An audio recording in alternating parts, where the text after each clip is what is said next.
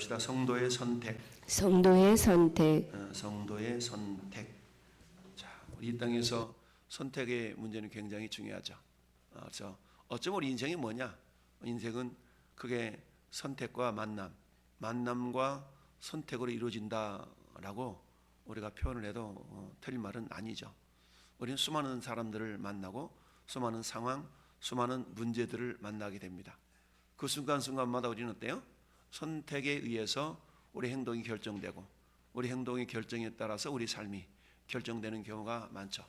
물론 선택이 내 자유적으로 하지 못하는, 되지 않는 경우도 많이 있죠. 내가 태어나는 거, 죽는 거, 우리 부모님, 우리나라 이런 것들은 내가 자의적으로, 물론 태어난 이후에 선택할 경우도 있지만 대부분 내가 선택해서 이루어지는 것이 아니죠. 우리 부모님이 자유대한민국에 살고 있기 때문에 내가 자연스럽게 자유대한민국 국민이 된 것이죠. 이런 어떤 나라에 태어나느냐라는 문제이고, 그 위에 우리는 어때요? 선택의 문제. 어저께도 우리 김학재 성도랑 최수빈 성도 성경 공부하는데 그런 얘기를 해요. 한국 국적을 취득하기 위해서 공부를 많이 했다는 거예요. 그래서 그중에 기억나는 게 뭐냐 그랬더니 애국가 애국가. 그래서 동해물과 백두산이 마르고 닳도록 애국가를 막 열심히 외웠던 기억이 난다. 그러니까 대한민국 국민이 되기로 뭐예요? 선택하고 결정하고 거기에 따르는 교육을 받고 이러면서 이제 대한민국 국민의 모습을 갖게 되었다라고 얘기를 하는데, 우리 잘 아는 이 룻기 4장으로 된 성경이지만 우리는 이 룻의 선택에 의해서 결국 이 룻이 예수 그리스도의 족보에 들어오는 그런 어떤 은혜를 던집은 것을 우리 이미 알고 있습니다. 그런데 오늘 정말 빵집, 떡집에 떡이 다하여서 그 고향 베들레헴을 등지고 이방 땅이었던 모압으로 떠났던 엘리멜렉의 가족, 그런데 안타깝게도 그곳에서 며느리를 얻었는데 남편도 죽고 두 아들도 죽고, 세상말로 말하면 새 과부만 덜렁 남아있는 그야말로 비극 중의 비극이 어제 아침에 묵상한 내용이었죠. 그러나 그 내용은 결론 부분이 아니라 서론 부분이었다라는 것을 우리가 묵상했고요. 오늘 나오미가 결국 다시 고향 땅으로 돌아오게 된 계기가 뭐냐? 믿음이 있어서가 아니라 오늘 6절 말씀 보면 그 여인이 모압 지방에서 여호와께서 자기 백성을 돌보시사 그들에게 양식을 주셨다함을 어떻게 해요? 듣고, 그러니까 여전히 모압 땅에서 머물러 있었던 겁니다. 그런데 들려지는 소문이 가니까 야, 자기 고향 베들레헴에 하나님께서 흉년이 끝나고 정말 하나님께 복을 주셔가지고 양식이 이제 채워지게 되었다라는 소식을 들었다라는 얘기입니다. 그래서 자기 백성을 어땠다? 돌보시사. 우리 하나님 어떤 분이에요? 자기 백성을 돌보시는 분이시다라는 얘기예요. 자기 백성을 돌보시는 분. 그래서 여기서 돌본다라는 말은 히브리어 말하면 파카드라는 단어인데 단순하게 돌본다라는 그런 의미가 아니라 직접 개입해서 돌보고 책임진다라는 그런 의미가 담겨져 있는 단어거든요. 그러니까 하나님께서 돌보심은 그냥 삐쭉 한번 내다보고 마는 것이 아니라 끝까지 책임지시는 그 돌보심이 하나님의 손길 가운데 분명히 있다. 근데 우리는 그 하나님을 아버지라고 부르고 있는 것이죠. 그러니까 당장 내 눈앞에 나에게 유익이 되어지지 아니고 정말 빵집에 빵이 떨어지는, 떡집에 떡이 떨어지는 그런 일시적인 기근이 있을 수가 있는데 우리는 그 하나님을 절대적으로 신뢰하고 인내해야 될 터인데 그런 부분들이 참 우리 인간에게는 부족하죠. 그래서 이 나오미가 다시 고향으로 돌아올 수 있도록 우리 하나님께서는 어때요? 지금 밑작업을 다 해놓으신 것 아니겠습니까? 그러니까 자기 백성이 자기 땅에 살아야 되는데 멀리 이방 땅에서 유리방황하며 고통당하는 모습을 우리 하나님은 계속 지켜보셨던 것이죠. 그래서 어떻게 해요? 돌이키기를 원하셨지만 그런 모습들이 없다 보니까 하나님 여전히 그럼에도 불구하고 일을 하고 계셨다. 그리고는 그 소문이 모압 땅까지 들려지게 된 것이죠. 소문은 발 없는 말이 천리 간다라는 속담이 있는 것처럼 이 소문은 드디어 나오미 귀까지 들려지게 되었고, 그래? 고향 땅에 정말 하나님이 그렇게 돌보시고 먹이셨단 말이야? 그럼 내가 여기 있으면 안 되지. 야, 우리 인간이라는 것은 어디 한데 엉덩이 붙이고 있다 보면은 참 엉덩이를 떼고 움직인다는 게 정말 쉽지가 않죠. 하나님이 저 아브라함을 본토 지적 아비 집을 떠나 내가 너한테 지시할 땅으로 가라 라고 했을 때도 역시 마찬가지 쉽게 떠났던 것이 아니죠. 우리는 그 아브라함을 하나님께서 아브라함 되시기까지 했던 많은 단어 가운데 저가 은혜 받았던 단어가 마침내라는 단어라고 그러죠. 마침내. 하나님의 열심. 이 하나님의 열심이 없었더라면 아브라함이 될 수가 없었다. 자, 우리가 그러잖아요. 어떤 길을 가다 보면 조금만 가면 돼, 조금만 가면 돼. 근데 절반도 안 왔는데 조금만 가면 돼, 조금만 가면 돼. 이렇게 그런 말을 듣고 조금만 가면 되나 보다 라고 가다 보니까 어느새 종착점, 목적지에 도달하는 경우가 있다라는 얘기죠. 산길을 가다 등산을 가다 보면 그렇지 않습니까? 얼마나 올라가야 정상에 나와요? 조금만 가면 돼요. 조금만 가면 돼요. 우리는 구체적으로 1.5km 가면 됩니다. 이렇게 말하지 않냐고? 조금만 가면 돼요. 이렇게 말하는 경우가 있죠. 그 기준이라는 것이 다 주관적이다 보니까 객관적이지 못하잖아요. 그 사람한테는 조금만 가면 되지만 막상 힘겨워 올라가는 사람한테는 그 조금만이 굉장히 긴 시간이 될 수도 있는 것이죠. 그래서 우리나라 사람도 이처럼 굉장히 좀 너그러운 그런 모습이 없지 않아 있죠. 자, 어찌하든 하나님께서 자기 백성을 돌보신다는 소식이 이 나오미에게 들려지니까 이제 정신 차리고 어때요? 자, 두 며느리와 함께 일어나 모압 지방에서 돌아오려고 하는데 탁 생각이 드는 거죠. 야, 내가 이 두 며느리 데리고 간들 무슨 어떤 희망이 있을까? 왜냐하면 계대 결혼이라는 게 있잖아요. 그래가지고 형수한테 이 씨가 없으면 동생이 형의 씨를 또 줘야 되는 그런 상황인데, 그런데 칠지라도 지금 나오미한테는 자식이 없고 설령 결혼해서 자식을 낳는다 할지라도 그들이 자라서 정말 또 며느리들한테 씨를 준다면 엄청난 시간이 필요하다라는 것이 이렇게 계산이 금방 나왔겠죠. 그래서 8절에 나오미가 두 며느리에게 이르되 너희는 각기 너희 어머니 집으로 돌아가라. 너희가 죽은 자들과 나를 선대한 것 같이 여호와께서 너희를 선대하기를 원한다. 그러니까 지금 나오미는 두 며느리들이 정말 자기 남편들도 죽었음에도 불구하고 며느리들이 시어머니 나오미를 잘 공교했던 섬겼던 일을 지금 마음속 깊이 간직하면서 고마워하고 있는 것이죠. 그러니까 자기 고향 땅으로 돌아가면서 데리고 간다는 것 자체가 굉장히 비극적인 것이다라고 스스로가 생각한 것이죠. 그래서 차라리 니네 고향 땅으로 가서 이제 새롭게 시집 가서 그야말로 새로운 신랑 만나라, 이런 그런 뉘앙스로 지금 얘기를 하고 있는 것이죠. 그러면서 여호와께서 너희에게 허락하사 각기 남편의 집에서 위로를 받게 하시길 원하노라. 제가 하라는 얘기죠. 하고 그들에게 입맞춤에 그들이 소리를 높여 울며 나오미한테 말하는 거예요. 무슨 말씀이에요, 어머니? 아니에요. 우리가 어머니와 함께 갈 거예요. 어머니 백성이 갈 겁니다. 라고 얘기를 했어요. 그러자 나오미가 또 얘기하죠. 내 딸들아 돌아가라. 너희가 어찌 나와 함께 가려느냐? 내 태중에 너희 남편 될 아들들이 있느냐?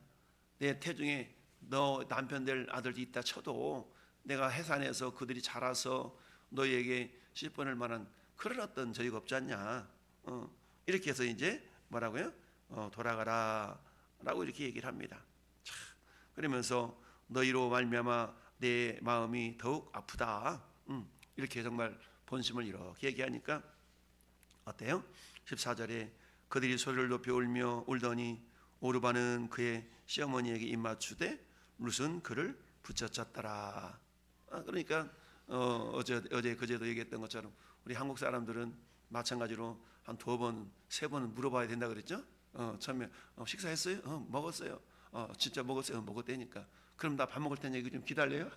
그럼 뭐라 그런다고요? 한 번만 더 얘기하지. 이런 것처럼 이럴 때 역시 마찬가지. 참 함께 가고 싶은 마음도 있었지만 남고 싶은 마음도 있었던 것이죠. 그러니까 시어머니가 말려주기를 바라는데 한 번 딱 말렸을 때 알았어요 하고 딱 떠나기가 뭐 했던 것이죠. 그러니까 2번 재차 이렇게 말리니까 그제서야 작은 며느리 나오미는 어때요? 작은 며느리 오르바는 이렇게 남고 큰 며느리가 지금 붙여차 따라가게 되는 셈인 것이죠. 참, 그래서 룻은 그를 붙여찼더라. 참 우리 순간의 선택이 그야말로 10년을 좌우한다는 옛날 텔레비전 카피 광고가 있었죠. 근데 오늘날이 어떻습니까? 순간의 선택이 영원, 영생을 좌우하는 것이 우리 신앙의 세계라는 것을 우리가 알 수 있습니다. 참, 오늘 이런 본문을 통해서 우리가 세 가지를 묵상해 본다면, 첫째, 돌아갈 것인가 머물 것인가.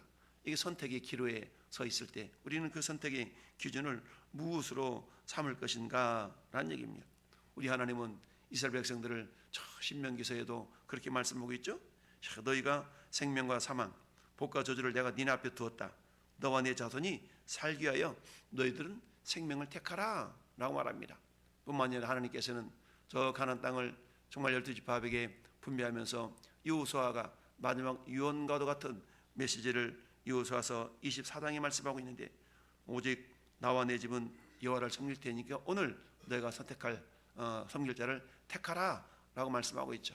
우리 인생의 대부분이 만남과 선택이라고 그랬는데, 이처럼 선택의 기로에 있어서 어떤 것, 무엇을, 어느 길을 선택해야 될 것인가는 굉장히 중요하죠. 근데 그 선택의 기준이 뭐라고요? 생명. 그런데 생명을 선택한다고 할지라도 그것이 생명길인지 그렇지 않은 길인지를 어느 때 분별할 수 있는 지혜가 있지 않으면, 안목이 있지 않으면 그걸 선택하기가 쉽지가 않죠. 예수님이 제자들을 향하여서 말씀합니다. 예수님이 고난의 길을 가는 것 같으니까 자기들이 이익을 위해서 쫓았던 많은 무리들이었대요. 다 떠나가는 겁니다. 그래서 주님이 제자들을 향해서도 너희도 떠나갈래? 그랬더니 제자들이 뭐라고 얘기합니까? 주여 영생의 말씀이 계심에 우리가 누구에게로 가오리까? 라고 하면서 주님과 동행한 그 제자들의 모습을 말씀하고 있는데요. 우리도 역시 마찬가지죠. 우리가 어린아이 신앙과 장성자의 신앙의 기준은 뭡니까? 어릴 적 신앙은 자기중심적이라 그랬죠. 나에게 유익이 된다 그러면 나에게 유익이 된다 그러면. 근데 어때요? 장성한 신앙은 이제 자기중심이 아니라 하나님 중심. 내가 어떻게 하면 주님을 기쁘시게 하는 그런 섬김의 삶을 살 것인가? 내가 어떻게 하면 이 교회 공동체 가운데, 목장 가운데 좀 더 섬겨서 이게 좀 더 복이 되는 공동체가 되도록 내가 섬길까? 이런 생각을 하게 되는 것이 장성한 자의 신앙의 모습인 것이죠. 이처럼 오르반은 모압으로 돌아갔지만 결국 룻은 나오미와 함께 여호와의 백성으로 향하는 것을 보게 됩니다. 그렇습니다. 우리 성도들의 선택이라는 것은 순간적인 자기 욕심을 채우고자 안락한 길을 선택하는 것이 아닌 결국 생명길, 하나님의 뜻을 이루어드리는 영원한 생명을 향한 결단의 모습들이 있어져야 된다라는 것을 우리에게 말씀하고 있습니다. 우리 보통 어거스틴 그러면 성 어거스틴이라고 그러잖아요. 성 어거스틴. 그런데 정말 많은 어떤 믿음의 성자라고 불림받았던 사람들의 젊은 시절의 삶은 그야말로 굉장히 그렇지 않았던 것들을 보게 되죠. 성 어거스틴도 역시 마찬가지 젊은 시절에 굉장한 어떤 방탕한 그런 삶을 살았던 것으로 기록되고 있는데요. 근데 어느 날 그는 집어서 읽으라라는 그런 성령 음성을 듣게 됩니다. 근데 그 집어서 읽은 성경이 로마서 성경이었다라 그래요. 그래서 결국 그는 세상의 모든 기득권을 결국 다 내려놓고 정말 하나님을 섬기기로 선택을 합니다. 그래서 그는 그 후에 주님 안에서 안식하기까지 내 영혼에 평안이 없었나이다 라고 고백하면서도 주님의 길을 걸어갔던 이런 믿음을 우리에게 보여주고 있는데요. 어찌하든 당장에 내일 어떤 일이 일어날지 모르는 그런 미래의 상황, 그럼에도 불구하고 룻은 시어머니와 함께 어때요? 베들레헴 생면부지의 땅으로 가게 됩니다. 자, 이처럼 순간의 선택, 머물 것인가 그야말로 떠날 것인가, 이런 선택의 기로에 우리는 생명을 중심으로 하는 선택의 모습이 있어야 된다라는 얘기죠. 자, 그런 가운데 어때요? 두 번째는 뭡니까? 이들이 선택하는데 14절 말씀 보니까 그들이 소리를 높여 다시 울더니, 이 선택의 기로에서는 뭐가 흘려질 수 있어요? 눈물의 결단이 우리에게 필요하다. 눈물의 결단을 통해서 어떻습니까? 믿음의 동행의 모습이 나타나고 있는 것이죠. 한마디로 말하면 룻은 나오미와 함께 가기를 선택하면서 눈물 속에서 믿음의 길을 걸어간 것을 보게 됩니다.